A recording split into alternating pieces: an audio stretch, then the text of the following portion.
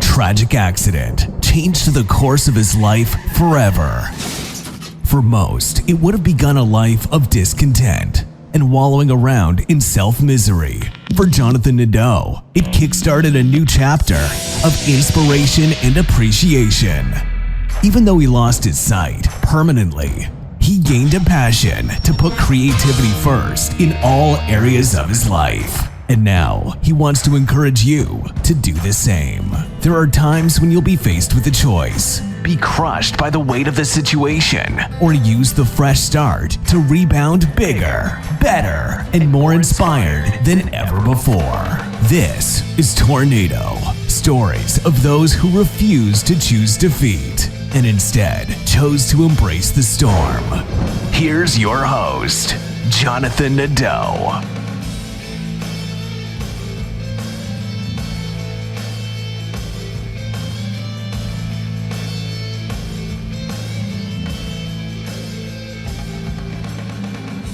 Greetings and salutations. Thank you for joining us. My name is Jonathan Nadeau. I'm your host here at Embrace Your Storm, and we've got another exciting episode for you as always. We have on today two guests. We have on Diana and we have on Ali Kona. And today we're speaking with Diana. She's actually a return guest. She was on before on the episode we did with her with the shootist. And man, my brain just totally had a brain fart. And Diana, I apologize. What was the title of the project, this one? Lost and Found. Lost and Found. I apologize, Ali Kona, also because you wrote this, so I apologize. Lost and Found. Shame. You know what? I lost it, but it was then found. So there you go. You know. So there we go. You're getting it. Yeah, exactly. That was part of the plan. So, anyways, yes, Lost and Found. So, Diana, thank you for coming on. But Ali Kona, we're gonna start with you because Diana's been on before already. So. Ali Kona, but before we get to like Lost and Found, what I like to ask everyone first is, how did you find the film industry or film itself as a creative outlet for yourself? All right, well, buckle up. It's a story. So, I actually started off as a dancer. I lived in Vegas for many years. I danced with a hip hop company. I was go-going nightclubs before I was old enough to be in nightclubs. And yeah, so I was doing that. That's why I originally came out to LA. I was going to dance for Janet and Britney and all the people, and I danced on Nickelodeon. There you go. Okay. Yeah. Well, you know, anyway, and so that was that. I lived with a guy who was doing a lot of hosting. I love to travel. I've spent my life traveling, and I wanted someone to pay me to travel. So I thought, I'm going to make my own travel show. Like I've always been able to make my own, content. And so my family is from Hawaii. I called up my cousin and was like, what are you doing this weekend? Can I come over? Like he lived next door or something, you know? Yeah. Like, yeah. So I went over, I had my camera, I filmed a trailer and all these things. And I emailed Travel Channel and told them all the reasons they should hire me. And of course, nobody ever contacted me back. So I started getting into hosting, taking classes, working for different companies. And then I was doing interviews on the red carpet. Constantly interviewing actors. Wow. And I was covering a show that was scripted, but it was about dancers, so they got to dance and act. And I did theater. That's cool. So I was like, well, you can do both. Okay, cool. So then I went to the Sanford Meisner Center, which is a 2-year program. Did that, graduated, did a bunch of acting classes, and the same thing. I was like, well, nobody's hiring me for anything. I'm not even getting auditions. So I'm just gonna start making my own stuff. So I started making my own stuff. I wrote some movies. They made it onto television. Really? And yeah, it was crazy. And then I couldn't audition for them. They filmed them all in 2020 in Vancouver, and I couldn't even get to Canada to it. So then when that was done, I decided to write a web series. And I thought, okay, all these casting directors have said, if you tag me in something like constantly, I get cast, I might see it. So I was like, I'm going to write a 12-episode web series. I'm going to tag you 12 different times. And eventually you're going to see one of them and be like, who is this heifer that keeps tagging me? Well, let me just watch it. And then hopefully you binge watch. But then I met Diana, who was lovely and creative and thought to squish them all together into a short film. And she's put them in all sorts of different amazing film festivals. And we've gotten all sorts of accolades, like totally unexpected. And now here we are today. Voila. Sorry. That's awesome. So Diana, then how did you come across Ali Kona then? Oh, okay. Yeah, that's a story too. Not long though. So I have a friend named Joseph Genetti, and I knew him back from my USC days. He was, I don't want to date him. He hates that, but he was a professor when I was a student. But he was never my professor though. I just knew him through another friend who had taken his class, and we got along. We've been, like, friends. Just, it's one of those people. You know how sometimes you just click. Yeah, So he's no, one of my friends totally. that I just like clicked with. I have a few friends like that, and it's like it's rare, but it happens to me. And when it happens, I tend to keep those people around.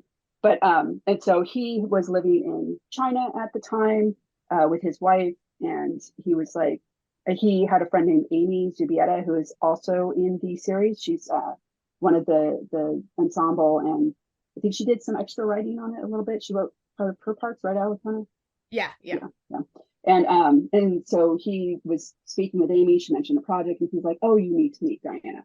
And he put us in touch, and we got along. And then I met Ali Kona, and then the rest of the girls who were doing it. And I was like, "Yeah, I want to do this." So, and That's the cool. sad thing is, though, while we were in post, they had he had a heart attack while in China, and they gave him the wrong medication. Oh no. And yeah, it's a really sad story what happened, because like they gave him the wrong medication. His wife was freaking out. She got him to move to another hospital. And when they went to the other hospital, they COVID tested them, and she tested positive. So then they locked her up for like 10 days Oh no. away in like a room with like five other women, wouldn't tell her anything. They didn't even tell her that he passed. He passed Oh like a day later, my and they didn't even tell her. goodness. Yeah, and it was just a huge ordeal. And Wow. she moved here to the States. She's here now. She's fine. She's safe. But like it was bad. Like just the whole thing she went through there with the way they'd like lock them in their apartments. Would only let them out certain days to go and get food, and like because she had come back and she had COVID, the people there I guess aren't very educated on it, and Mm. they all thought she was like a leper. And so people in her apartment would even like help her with any like to get food, nothing. Like they would avoid her because they thought because she had COVID once that she could get them killed. Right, right. Yeah, she was like, Yeah. yeah, exactly, like tainted or whatever. Yeah. When she told me that, I was like, oh my God, like how do they not know? Like, you know, but yeah, so anyhow, so we ended up putting a dedication at the front of the film for Joseph, and that's why that dedication's there, because he's the one who brought us all together for this film. That's cool. So back to Ali Kona then. Tell us a little bit about Lost and Found. Like, what's this about? Okay, so it's about four different friends who were very close as young girls. They grew up doing something called Ladybug Scouts, which is the equivalent of Girl Scouts. And unfortunately, there was a falling out between the girls. They all went their separate ways, but there was one character, which was Amy's character, who kept in touch with everybody and always tried to get them to be friends again. And it just never worked out. So she got sick, ended up passing away. And in her passing, her dying wish was to bring her friends back together again. So basically, she tricks them into showing up for a will reading in the middle of absolutely nowhere. And unfortunately, she strands them together so that they have to work together. She has a priest confiscate their keys, their cell phones, their everything, and they have to go on a scavenger hunt to get to the end and get their belongings back. So it's her way of forcing them to come together, work together, talk things out, which they eventually do and becomes friends again. So yeah. Man, that is that I love even how you explain it just seems well thought out.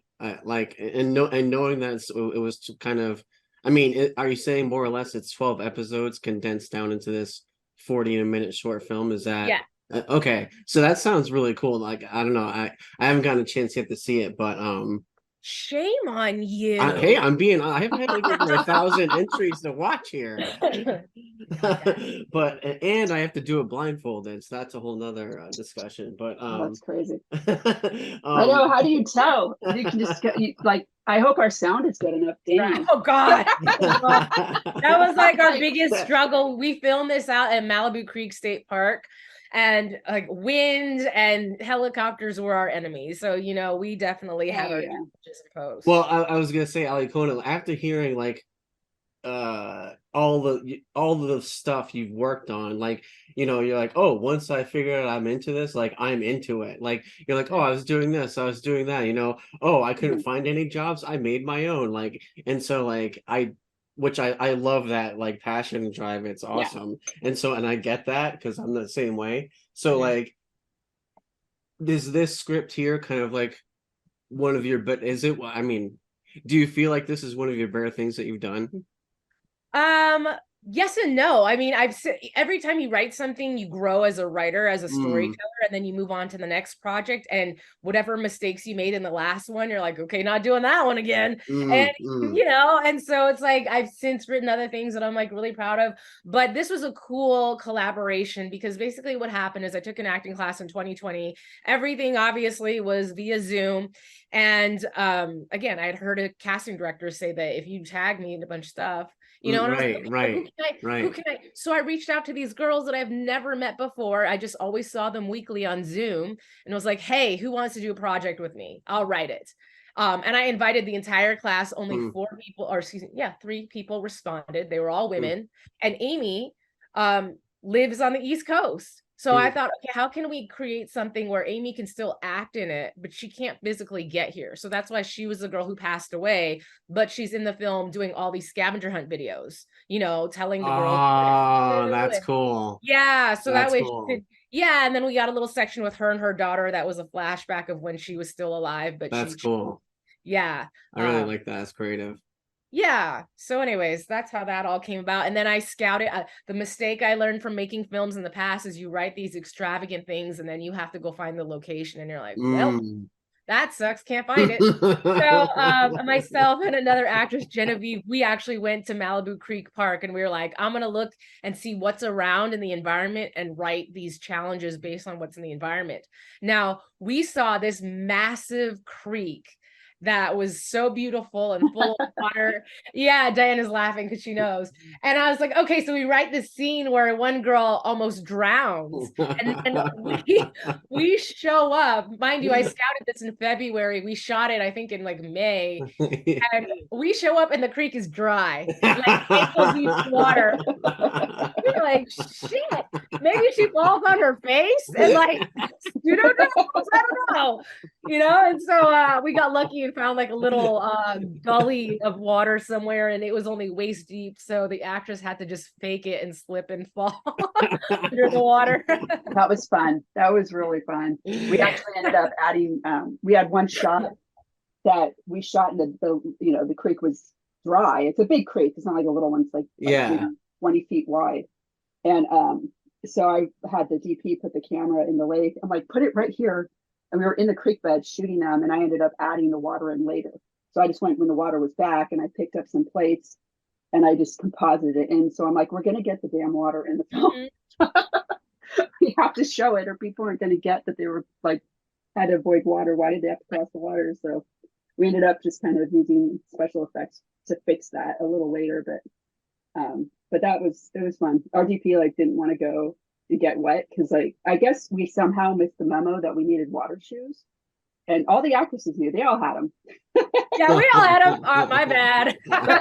Myself and the DP didn't, and neither did. I think Frank had it, and so he didn't want to like really go in the water, so he jumped across like rocks and got on a rock, and then we passed the camera to him so he wouldn't get wet. And I just went in barefoot because I don't care, but it was kind of funny. I think he wanted to stay dry because of the equipment, but it was a challenge, but we made it work. Speaking of special effects, I don't think anything was blown up in this movie. Am I mistaken? Like no, I know it's not my MO. I know. It's funny. We added a few little things. Like I have a nice mountain shot where I did a sky replacement and I put in like a day to night sky and had all the stars come out and whatnot. And it's a little bit sci-fi looking, but it kind of works.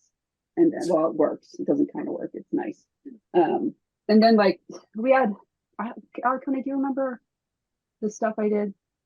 I don't know. I think we just like had a lot of compositing, a lot of cleanup. Wait, what'd you call her? Art? Some birds added that flew in the background. Yeah. Oh yeah. And we had to composite all the screens on the computers. Like they had a laptop. Yeah. And so like instead of doing playback and trying to film that while we're out shooting in like 100-degree weather and making everyone like wait till we get the shot with the person talking on the laptop, we just like I just threw stickers on it. It was like we're just gonna composite that, just get the shot, and that's it. And, I hear you. Yeah, well, yeah, we had to shoot quick. We shot 59 pages in 5 days, 4 days. Wow. 5 days. Four, Yeah. 4 days and one pickup. Yeah. Wow. Yeah.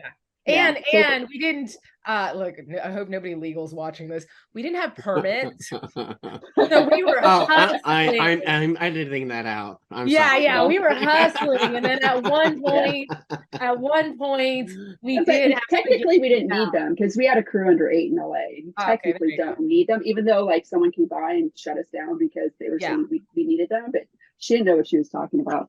But but I was gonna say, what was I thinking? I'm like, but it was the middle of COVID and their office wasn't answering. No one was there, and we're like, we're shooting. We have a schedule. We're going. Man.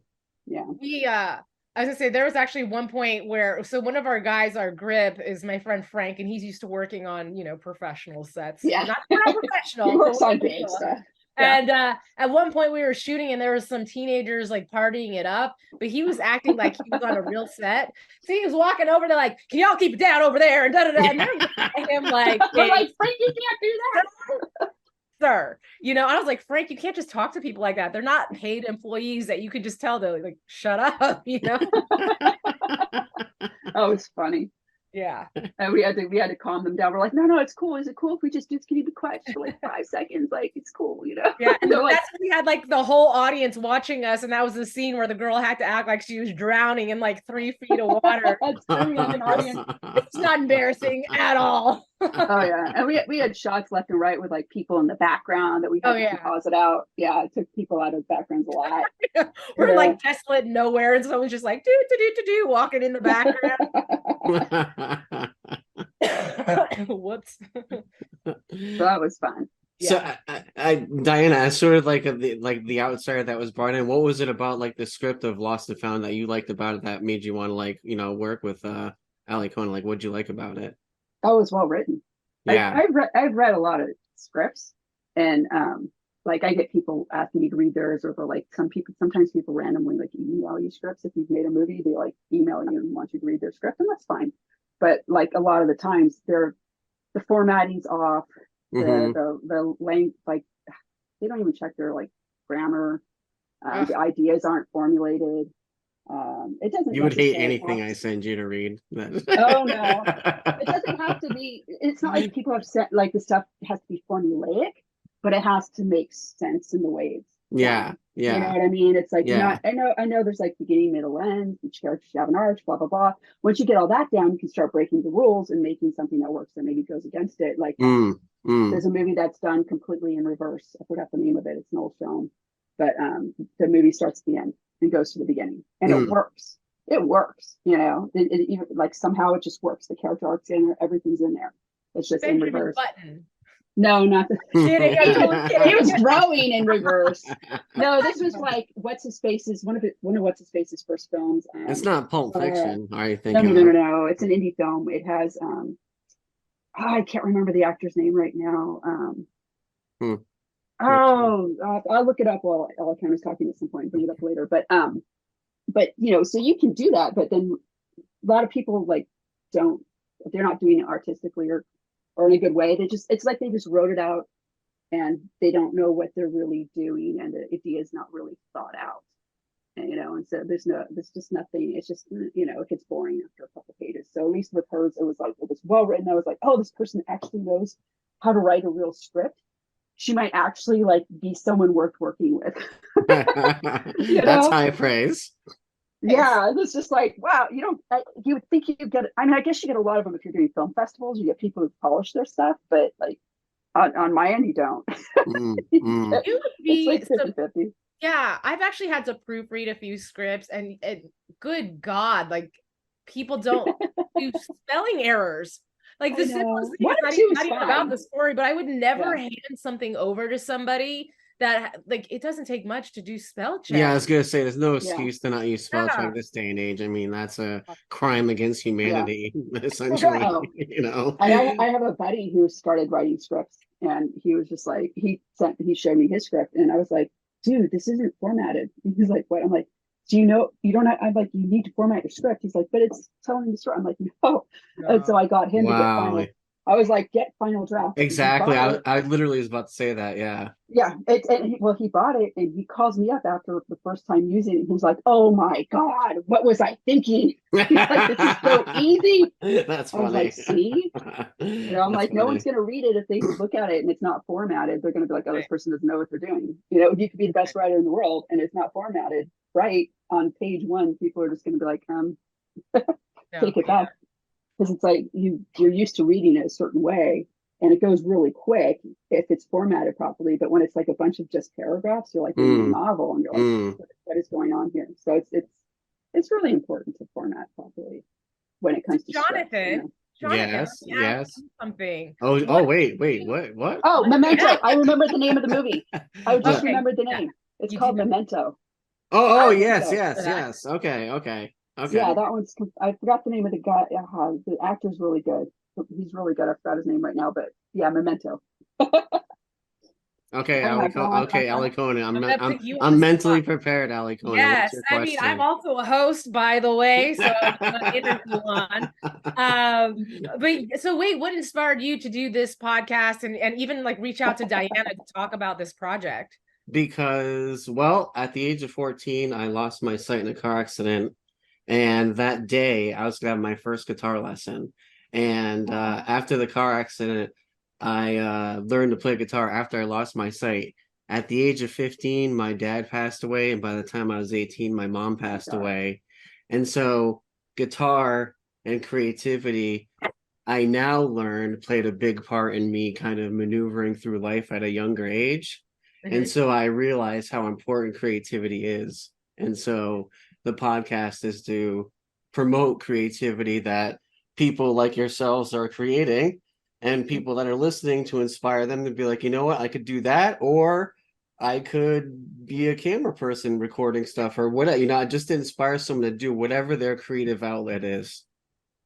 That's awesome. That's really cool. I mean, it's cool that you were able to take such a horrific situation and turn it into something beautiful. Yeah, well, I've done a lot of other kind of creative things. Like, I mean, I learned how to play guitar, but I also created a Linux operating system that was used in over 30 countries. Oh, I think you told me about that last time. Yeah. Yeah. So like, and I held a highly attended open source conference held at Harvard University for quite a few years, like 4 or 5 years. So it's like you lost your sight and then it like lit a fire under your ass to go do all these kind of, yeah. I gave you superpowers. Seriously, in a sense, it made me kind of want to prove to myself, I'm not going to let this stop me. I did a lot of stuff like that when I when I first lost my sight. One thing that I did is, while I was still in the hospital, this is a long time ago, this is like 1992, I lost my sight. And so in the hospital, they had a Nintendo Entertainment System hooked up to like a old school TV on this like cart they were wheeling around, and they were letting the kids get like half an hour time to like play with the Nintendo. And I asked the nurses if I could use it, and they kind of like laughed and thought I was joking. And I said something to my mom later that day when she came to the hospital. I was like, yeah, they wouldn't let me use the Nintendo. And she was like, what? And so she went to the nurses and said, look, if my son wants to play the Nintendo, let him play. Like, even if he can't see, what does it matter to you? Like, just let him play. And they're like, okay, fine. And so when they were going to let me play the next day, so I asked my mom to bring in a couple of old games that I still had at my house. So when she brought him in, she brought in this Mike Tyson's Punch-Out game, and I could remember what the boxers were doing just by the sound of the game. And so I beat like the first 4 or 5 guys, and the nurses were like standing outside of my room watching, being like, what the hell? Like, so I would do stuff like that all the time when I first got out of the hospital, just to prove like I'm not going to let this get in the way. Like, it's a hurdle, but it's not it's not a stopper. So right. Well, I'm sure it's been really inspiring for other people, especially like listeners, if they do know your story, that they can do anything too if they're living with any kind of whatever. So totally, yeah, it's pretty amazing. Totally. Well, thank you. Wow, Ali Kona. Now, how do I turn it back around on you? That's the thing. But I guess what I was going to ask you though is, obviously, like, clearly you're a good writer. We have Diana's word on that. So Do you prefer like producing, directing, writing, acting? Like where do you shine the most, I guess? I mean, I prefer acting, but I have, Okay. again, so my hair is orange. I see that. Yeah, and so wait, I'm confused. How can you see I that? know. I see that. I was messing with her. Oh, like, wait, hold on. I was like, wait, so are you just Mind partial? blown. Oh, it's a Christmas miracle.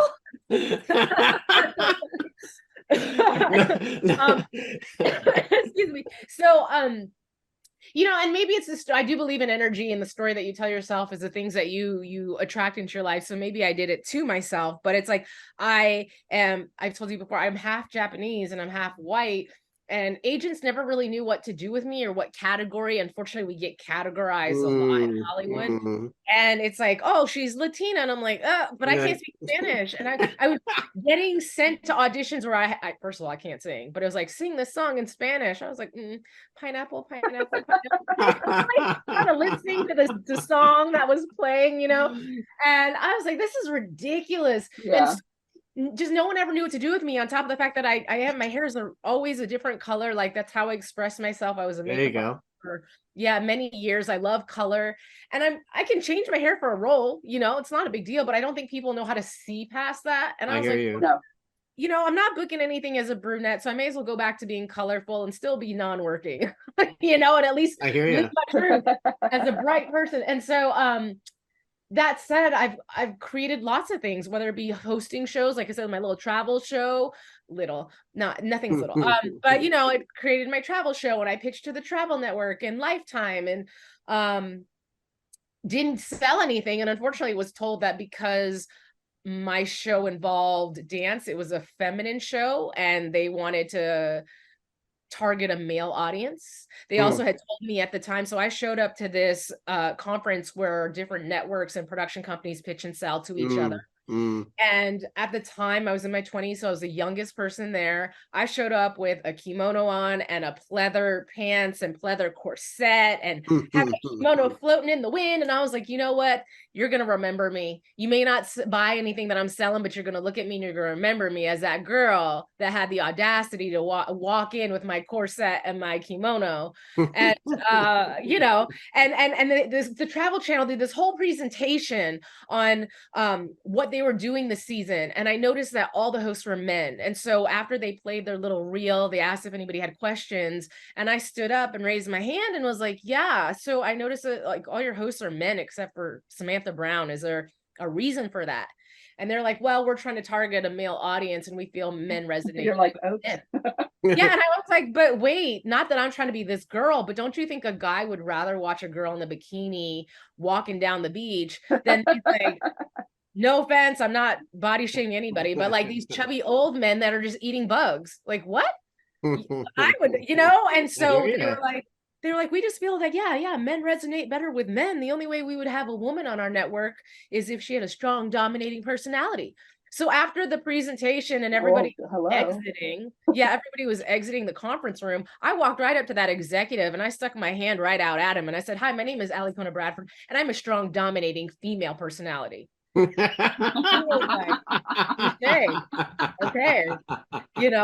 and so I pitched them the next day, and I pitched a female, and she was like, I love your show, I'll take it back to the network. Took it back to the network 2 weeks later. Well, your show involves dance. It was a show about cultural dance, but anyway, that's cool. Like exploring different histories. I hear you. Dance, I hear you. That's and awesome. she was like, but because your show involves dance, the network feels like that's too female oriented and we can't take it. And I was like, okay. Wasn't that what they were looking for at the time? Yeah. I mean, now it might be different, but anyways, I don't know how I got into. The point is I've always been someone who's like, well, no one's hiring me, so I'm gonna hire myself. And I'm still in that boat, like I'm still writing stuff. I wrote a movie recently. Diana, you're supposed to read my movie, by the way. I'm calling you out. Oh, actually, I just thought of a show you and Diana can do. What? Instead of, you still do the cultural thing, you still gonna travel around and visit other countries and stuff, but Diana is gonna find a thing to blow up there. somehow or some way. It's from a You know, previous conversation. Yeah. so No, my cousin's like, I have this one cousin who he looks like a big wrestler, and I saw him like recently, and he was like, "Oh, we go out and we blow up a bunch of stuff out in the desert," and I was like, "I want to go with," and he like laughed. I'm like, "No, I'm serious." He's like, "Oh, you do?" And I'm like, "Yes, you call me. I want to go and watch you guys blow shit up." exactly, like, So you yeah, know. because to me it's like I want to see how, like what it really looks like, and then when I do it in effects, I'm like, Or you okay. find something significant wherever you are. I mean, and obviously you don't actually blow it up, but I mean No, I wouldn't blow up with anything of special effects or significance. whatever, you can Yeah, like, be like, we're gonna we, destroy the Eiffel you Tower. know, oh, that'd be so fun. But you know, with oh god, what movie is it? I always think of Tropic Thunder, like the demolition guy played Oh by yeah. what's his face? Oh god, I'm forgetting everyone's name right now. What's wrong with me? But Danny McBride, sorry, Danny McBride's character, and he's just like about to blow stuff up, and he's like, big ass, you know. I don't want to say the word because I don't know what kind of podcast this is. Yeah, But he no, blows it's stuff up fine. and he's just It's like, fine. yeah. And I'm like, yes. Totally Yeah, understand what see. he's feeling right now. So, dear freelance writers, if you would like to submit a script to Diana, make sure Yeah. it has lots of You explosions. gotta blow stuff up. Like that. Because if you're not, Dan will make sure something blows up in it. Like, Yeah. I was telling him a story about how when I was in film school, that some of the female teachers didn't really respect me because I just wanted to like do scripts where shit blew up. I just wanted to blow shit up, and they were looking more for like personal, like I don't know, like Touching stories story. about women's periods or something. yeah. I don't know, just stuff that I'm not really interested in, like But because I'm more, well, no, like I like a complete person. It doesn't matter if it's masculine, feminine, whatever. I just like the complete person instead of just like focusing on one little area. I'm not a slice of life movie. Like I told him, like there's some slice of life movies that I like that worked really well, like maybe Precious, but it's like just usually that's not something I gravitate towards. I do like more like sci-fi acting stuff like that. But I do, and as far as acting and stuff, though, I tend to do really well with drama, which is kind of ironic. But Ooh, they'll have to that's where that came from. like Kona write something for you. There you go. There you go. There we go. Well, actually, we're gonna do something together. We've been planning stuff. So I was just gonna ask, like, what are you guys working on right now? Like, both of you guys, like, what are you currently working on? Like, do you want to give out like your websites and social media, whatever? Like, if you want looking for help from people and whatnot. I would like to dedicate this section of the podcast to Dwayne Rock Johnson.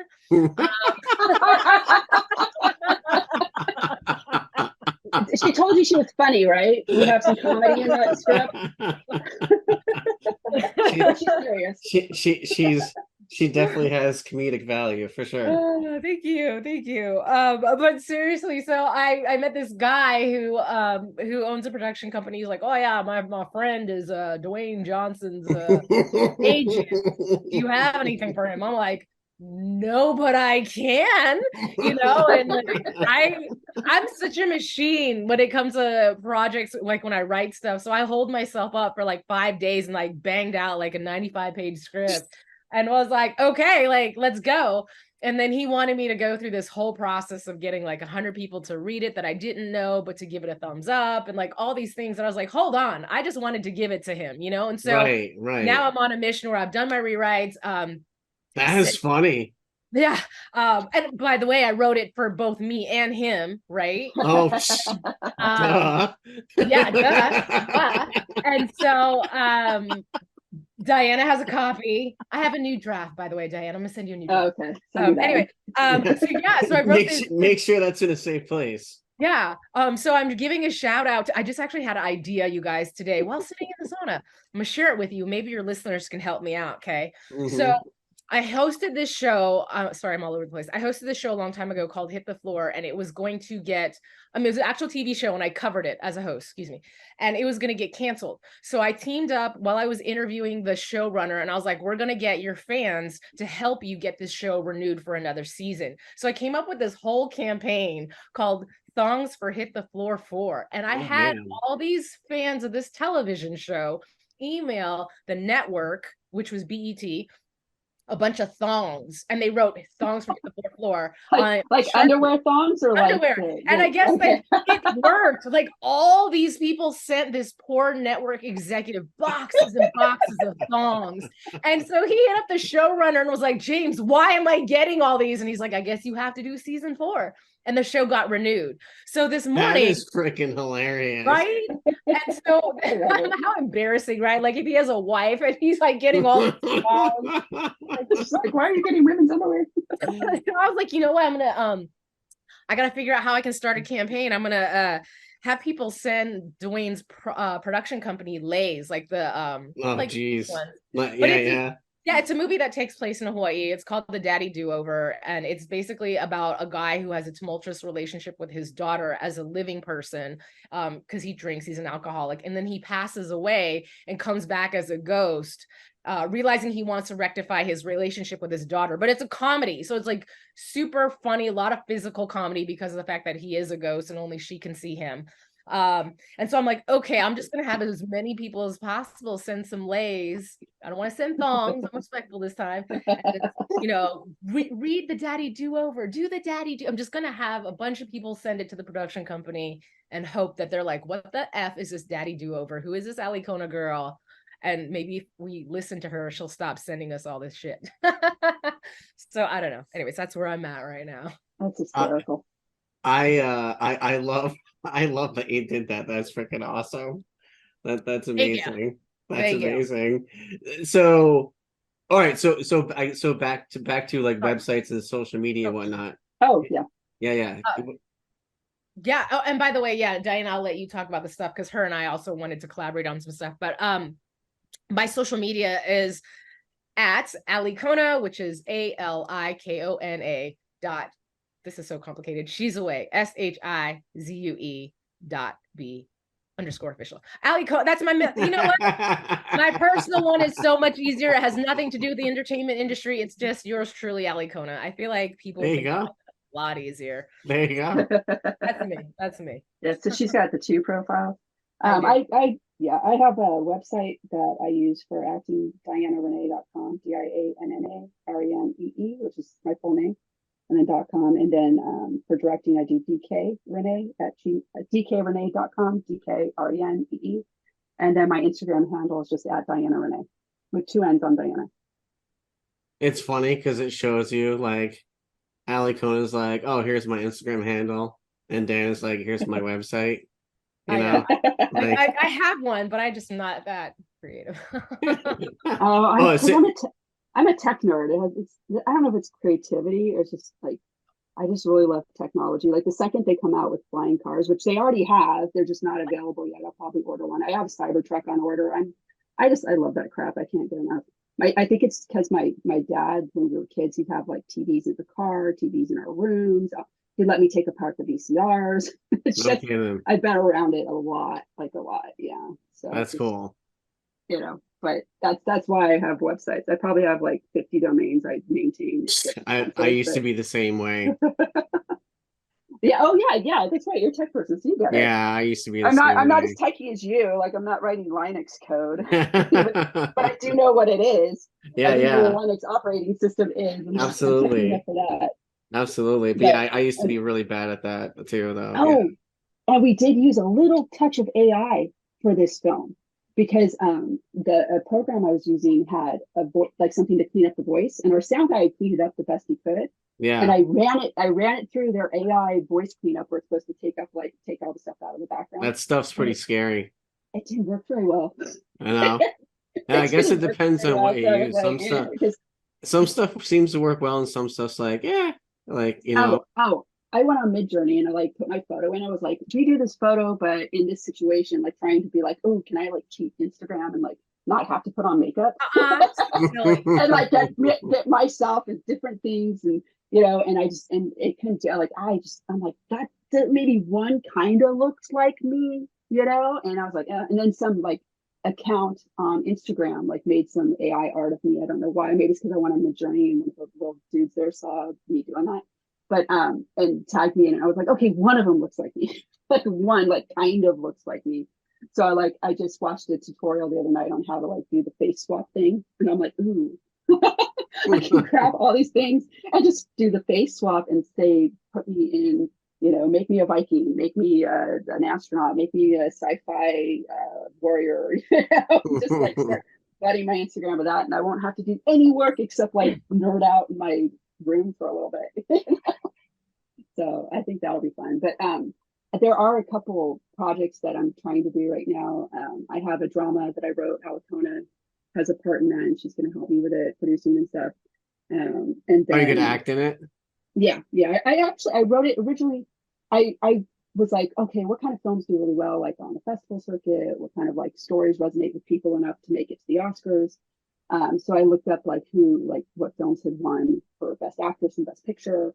And I kind of looked at stories. I was like, oh, I think I know stories that could resonate like this. And I came up with a story that it revolves around the meth and fentanyl abuse in Central California. And, I call it Tulare. So it's because it's based in Tulare County. I have relatives out there. And I've seen it firsthand. I'm like, okay, this is something I know, something I can write. And so the story centers around that. And like I said, like, I love to blow shit up, but I'm very dramatic too at the same time. Yeah, you're saying that before. Yeah.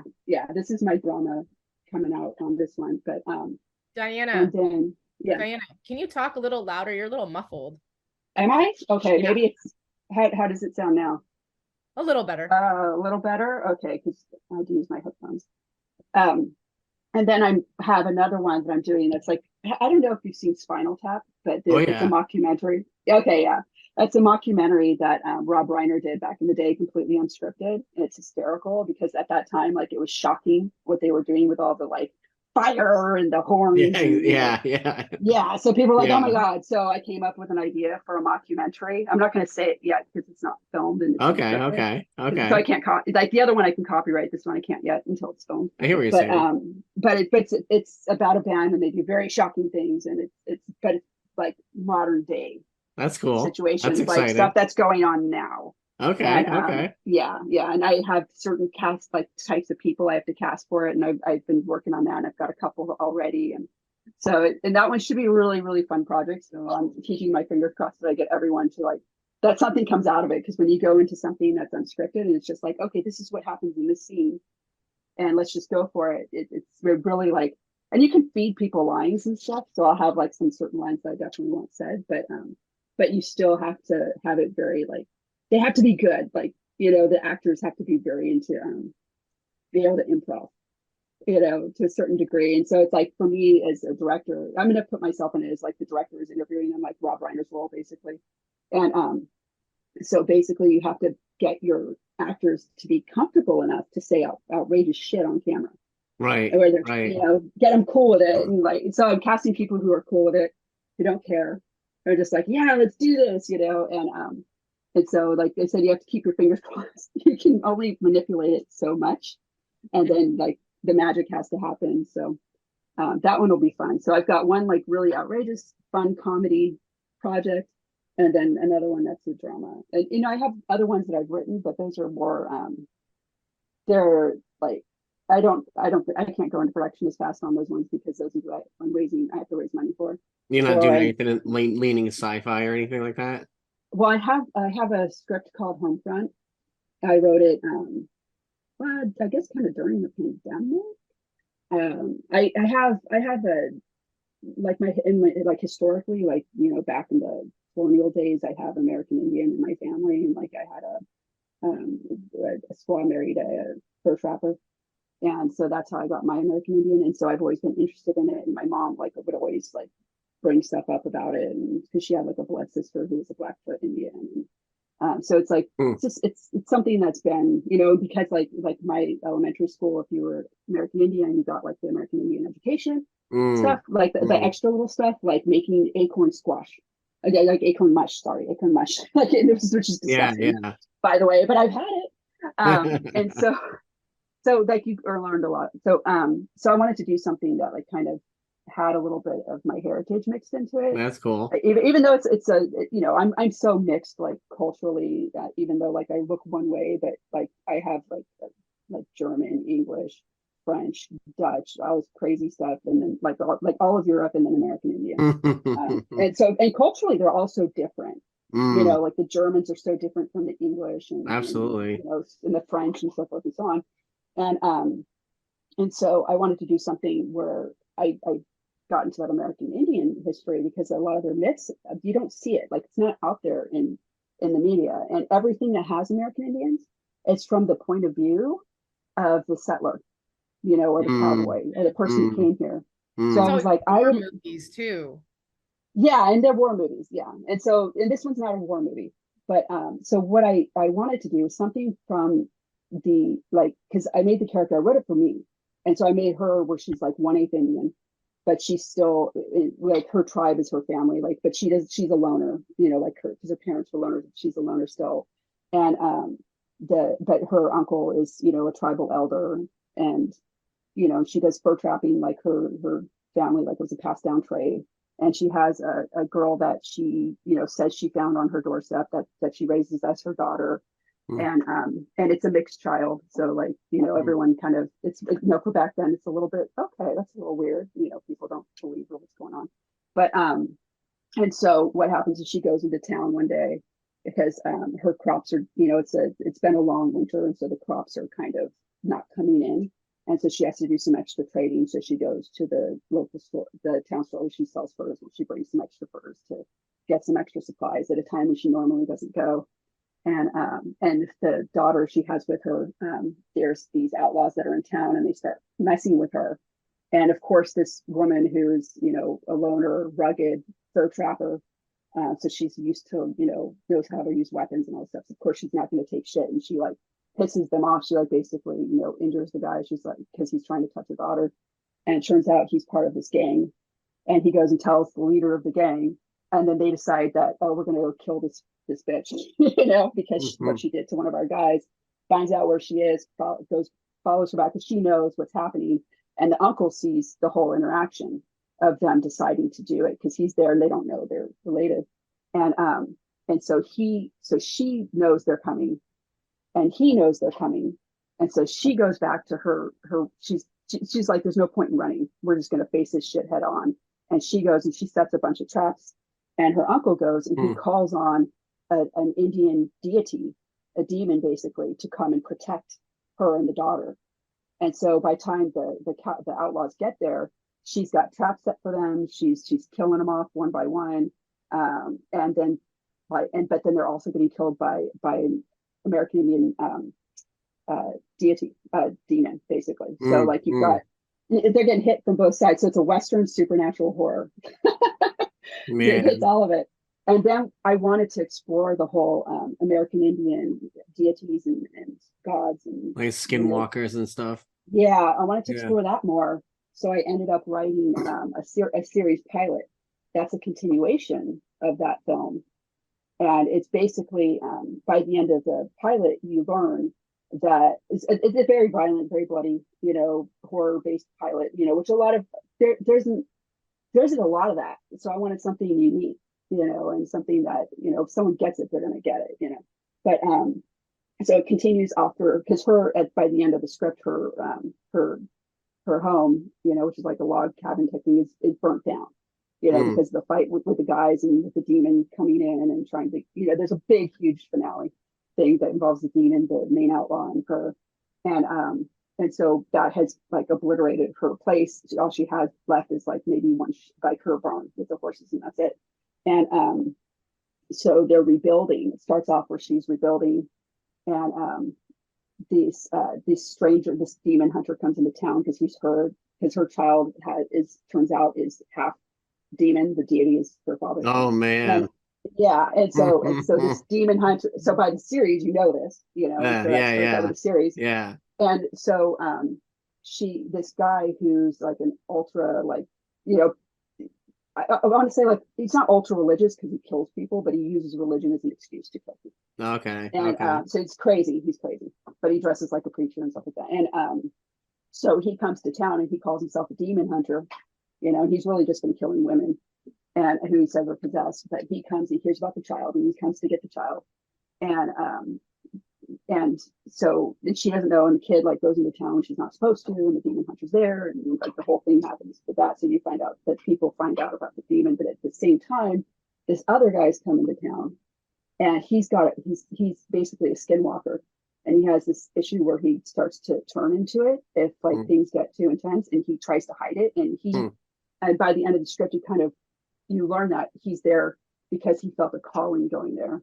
And then by the end of by the pilot close, what you learn is all these people, they're having this DNA in them. There's this Indian DNA. So not all of them are full American Indian. So they just have to have American Indian DNA. It could be an eighth, it could be whatever. So you're having all different characters. Like the guy who comes into town, he's a black albino. Because it's down the Trail of Tears, there were people who were part black. Yeah. And so I'm bringing in a lot of historical stuff too that people may not be aware of. That I find super freaking fascinating. Absolutely, and so I do too. Yeah. And so I'm bringing all that stuff in, but and so you find out that there's more of these people who have this stuff awakening in them, and they're becoming witches and skinwalkers and all these deities, and they're kind of having these powers. And that you realize what happened was when her uncle awoke Atasaya. Okay, I don't know if I pronounced it right, but and so I have a friend who's Indian. I'm gonna have to make sure I pronounce it right. Full Indian, but and so what happens is because he awoke that deity in the first film, now they're angry, and they don't like the way the world has gone. And they're going to judge man right now, and so basically they're waking all this DNA, and eventually the series is going to lead to a big war. Wow! Of all the American Indian deities, the people who had that. That's interesting. That's cool. Yeah. So that's that, but it's going to be it's a horror western, supernatural. Very cool. Very cool. So yeah. So Ali Kona, other than Dwayne Warrock Johnson. What else do you have on your plate? I actually have a podcast that I've been doing. Nice. Oh yeah, we haven't released any episodes yet because it's in post, because the way we shot it is both as video and audio, and we shot it almost talk show style, so we have 3 camera angles. It's called Your Unpaid Therapist, and we just talk about all the ish that you talk about with your really close friends. And one of my friends actually, he used to be a therapist. Now he's an actor, and he's actually a really successul podcaster. And so he'll come on and he'll give his tidbits on stuff. That's funny. Yeah. So how many episodes have you done? I want to say 12 or 13. Nice. And so right now, we're just going through fine tuning, cleaning up the audio. Like I said, I'm doing all the video editing, so I'm doing the 3 cuts back and forth between everything. So it's a lot of work. It is. I should have done what you're doing. Hey, I've been podcasting since 2007, and that's exactly why I do it the way I do it. Like you're adding on a lot. There's people that probably watch the video, but it's a small percentage compared to the people that just are listening to the audio. Yeah. I used to work for a company that Maria Menounos owned called AfterBuzz TV, and that's how they did it. So I worked for them for 8 years, and I was like, well, this is how to podcast. But they had a studio, and they had all these engineers working, and everything was happening all at once, and all I had to do was show up and talk my butt off. There you go. This time I'm like, oh, there's so much technical stuff. So anyways, if you had an engineer, you could skip the editing. You could just use OBS Studio. Yeah, do live. You use OBS and have a switcher board, and someone could just sit there with a switcher board if you can't do it. But like I did a little thing on Twitch with a couple friends, and I just had my little whatchamacallit, little black magic switcher board. $300. You know what I'm talking about? You probably know, Jonathan. We all have a black magic switcher. Yeah, that's what I was just gonna say. Let me open my drawer here in my desk. I think it's right here. Yeah, it's like $300. It's like $300. It's their cheapest one. It's $300. It's not bad. And then you hook that up to OBS. That's all I needed to hear, and I went, oh.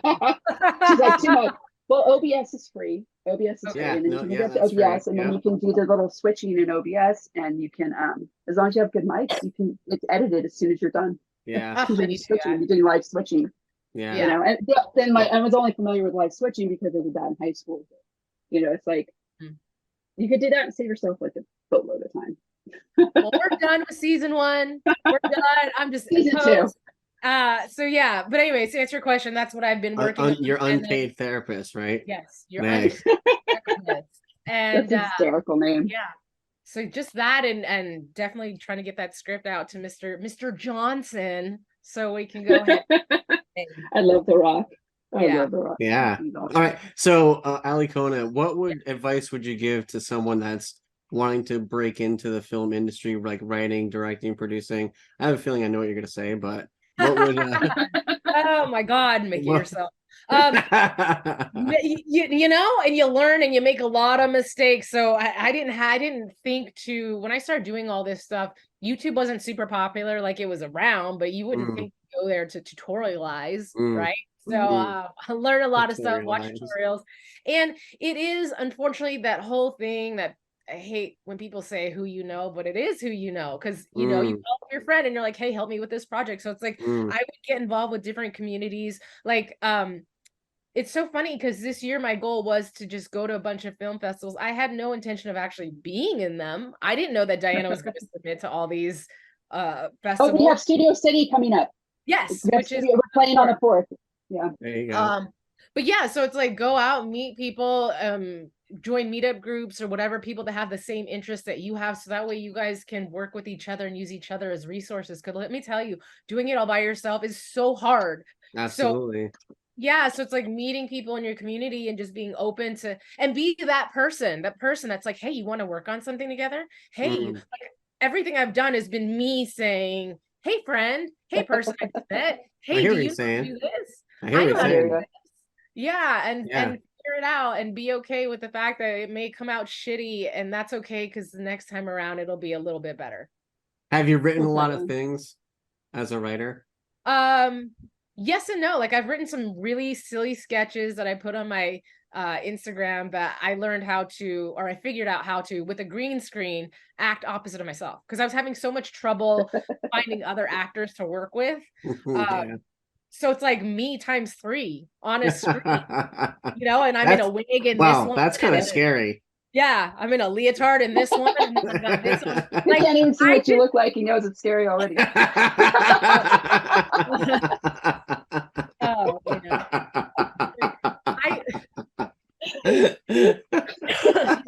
I did I totally missed that joke. Like,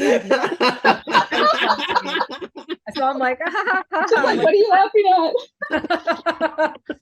It was a blind joke. It was tongue in cheek. Sorry. That's okay. That's okay. No, I did a sketch where it was like a WWE sketch. I played the announcer and I played 2 wrestlers that were wrestling myself. So at one point, hilarious. Yeah, I green screened and I was on top of a chair, horizontal, like and then I had to shoot it again where I was the person underneath me holding me up, throwing me across the room. So you know, and those are silly and funny. And I actually, it's so funny I said Dwayne Johnson, because I put him in I did a rap called Baby Got Gas. Yeah. Yeah, it's a Baby Got Back. Yeah, and it's a vegan rap because I'm vegan. Okay. But anyway, so I've made rap videos. Like I've done all sorts of stuff that at the time seemed like great ideas, and I go back and watch them and I'm like, I look like a jackass. But that's okay. I now know how to edit 3 of them. No, I hear you. Whatever. I hear know what you're saying. Question was. Yeah. Well, it was like, you know, you were saying like kind of get in there and do it, and like you're gonna learn as you go along the way. Yeah, and don't be afraid to, you know, make campaigns with thongs and shit. Exactly. And find a way to make you got your point across. You got your point across. I mean, you know. Yeah. But no, awesome. Thank you so much. Diana, how about yourself? Like what advice would you give someone? No fear. No fear. Don't be afraid to do stuff, man. Just go out and do it. Yeah. Take that, you know, everyone's got imposter syndrome in the beginning. It's fine. Everyone feels scared because they don't know stuff. Just wipe it off, throw it away. Ooh, and go make your films. Find people that have the same work ethic as you do, because if you don't, that's impossible. It's hard. No, but you know what? It is. It's so hard. If you can, though, if you can, claw onto it, because it's really hard. Really, really hard. Yeah.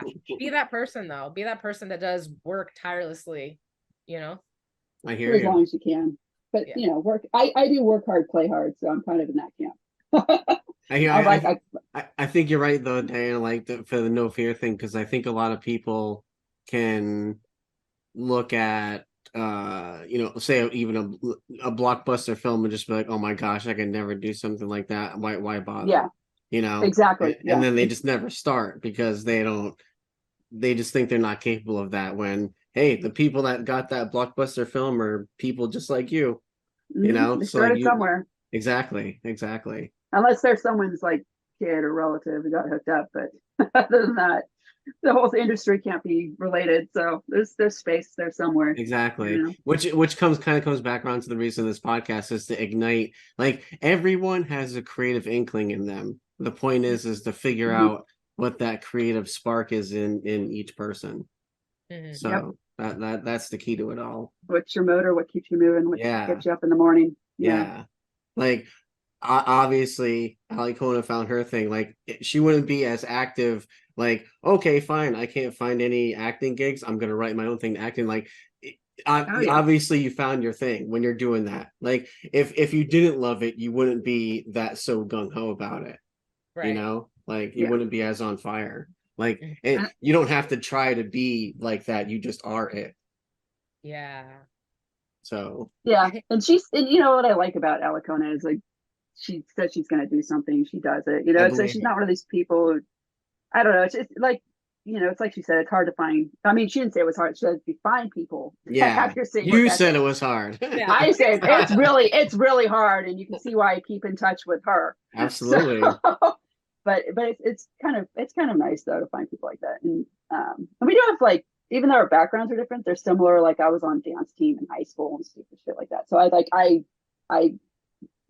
like her background. It's I get along with it. You know I hear what I you. mean? Yeah, you compliment one another. Yeah. Yeah, So totally. I get that. So awesome. Well, thank you both for coming on. I appreciate it. Thank you, Ali Kona, for Lost and Found. Without you, you working and being creative, there'd be no reason for the Tornado Film Festival. So thank you. Yeah, absolutely. Thank you for having us. My pleasure. So, guys, thank you so much both for coming on. Do you have Thank any you, final Jonathan. words? Any final words for the audience? Send a lay to Drock Johnson. Production. she is on a mission. She is. I think we're gonna have to get this thing started. Like, it's just wrong that script is just waiting for him. You guys are gonna see it one day in the theater and be like, I heard about that. Yeah, exactly. Exactly. Okay, that's it. Yeah. Just make sure you come out and see Jonathan's film festival. Yes. Thank you. He works hard. Thank Super you. excited. All right. Well, everyone, thank you for listening. Thank you for downloading. And don't forget to embrace your storm. See ya. Bye. Tornado with Jonathan Nadeau. If you haven't yet, please subscribe now so you're first to hear new episodes with more stories of inspiration about the highs and lows of life and how embracing the storm is so much more fulfilling of a life than being crushed by the weight of the world. And until then, we hope you're inspired to do something, whether it's creating, participating, or learning, whatever leads you to your personal passion.